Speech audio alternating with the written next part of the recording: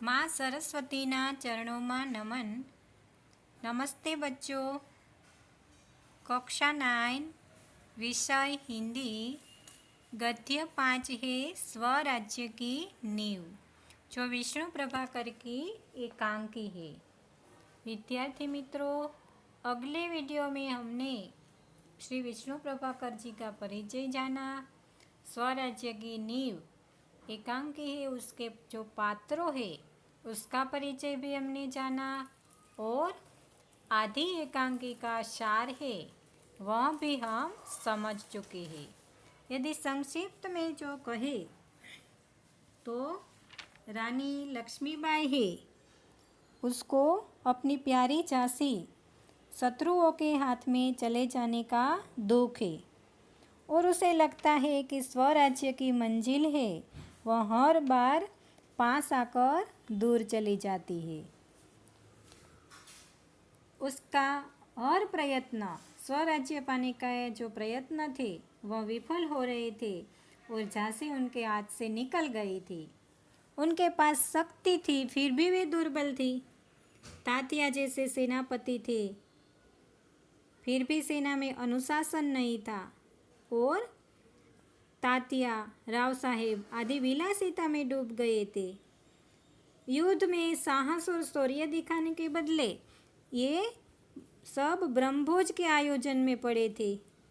तो ग्वालियर जैसा किला हाथ में होकर भी रानी लक्ष्मीबाई कुछ नहीं कर पा रही थी, और शत्रु को अपना शिकार बनाने के बदले वे अविश्वासों के शिकार बन रही थी।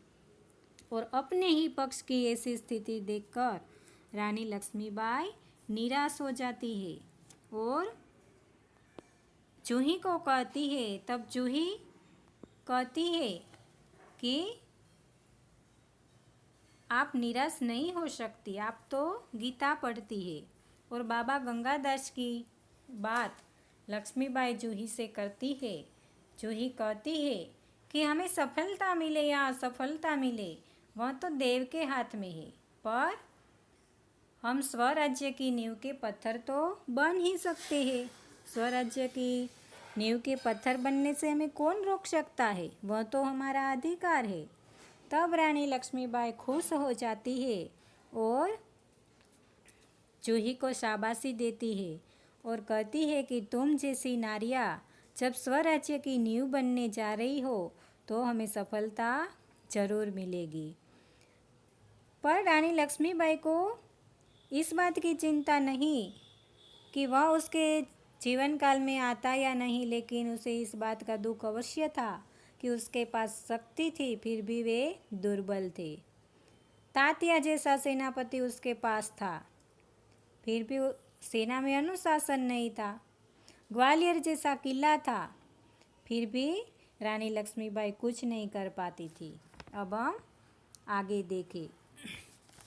इस तरह जब जूही और लक्ष्मीबाई बात कर रहे थे उसी समय मुंदर का प्रवेश होता है। जूही, मुंदर और लक्ष्मीबाई, और मुंदर कहती है कि कौन कहता है कि हम विलासिता में डूब गए हैं। विलासिता में तो डूबे हैं राव साहब, सेनापति तात्या विलासिता में डूबे हैं।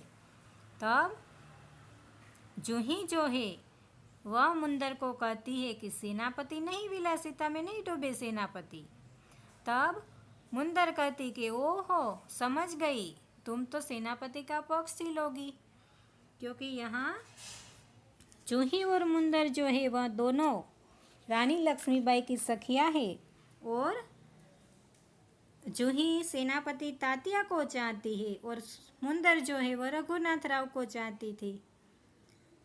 जूही एक अच्छी नर्तकी भी थी, पर वह विलासियों के मनोरंजन के लिए नाचना नहीं चाहती थी, और स्वराज्य के लिए वह अपने प्रेम को भी ठोकर मार सकती थी।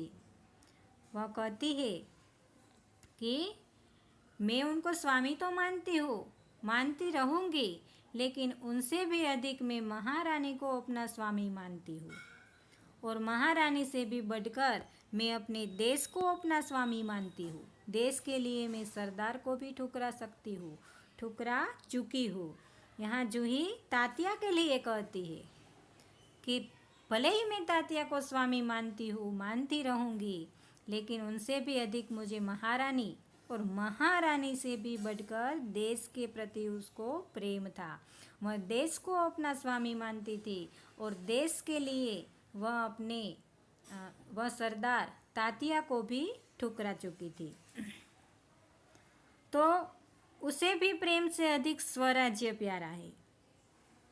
और मुंदर भी युद्ध में रानी लक्ष्मीबाई के साथ ही रहना चाहती थी, युद्ध में।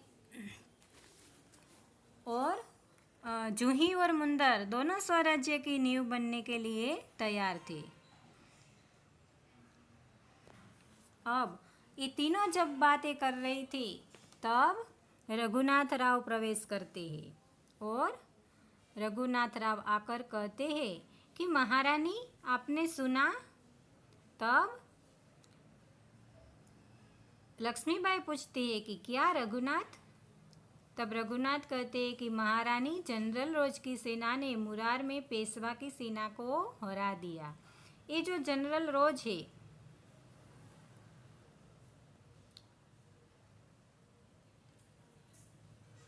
वो जनरल रोज की सेना ने पेशवा की सेना को हरा दिया था।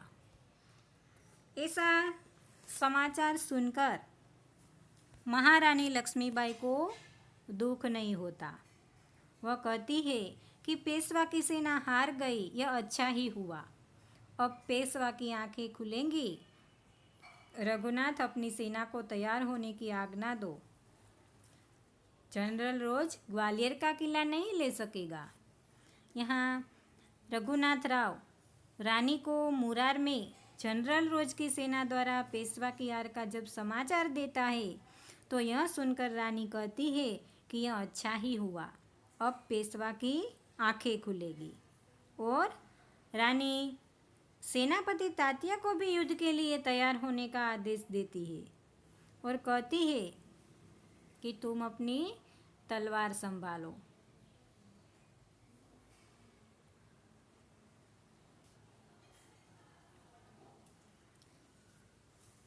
तात्या उस समय आते हैं और कहते हैं कि भाई साहब, मैं किसी के लिए सरदार हो सकता हूँ, पर आपके लिए नहीं।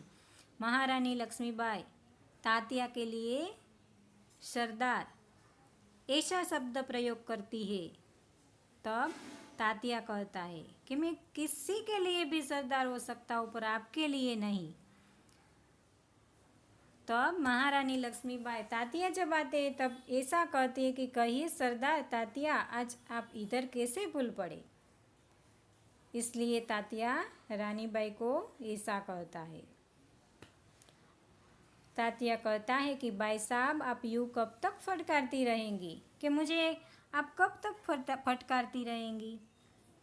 तब जूही के कहने पर और मुंदर के कहने पर भी रानी लक्ष्मीबाई तात्या को माफ़ तो कर देती है और कहती है कि सेनापति तात्या, युद्ध के लिए अब तैयार हो जाओ, अब तलवार संभालो और नुपुरों की झंकार के स्थान पर तोपों का गर्जन होने दो।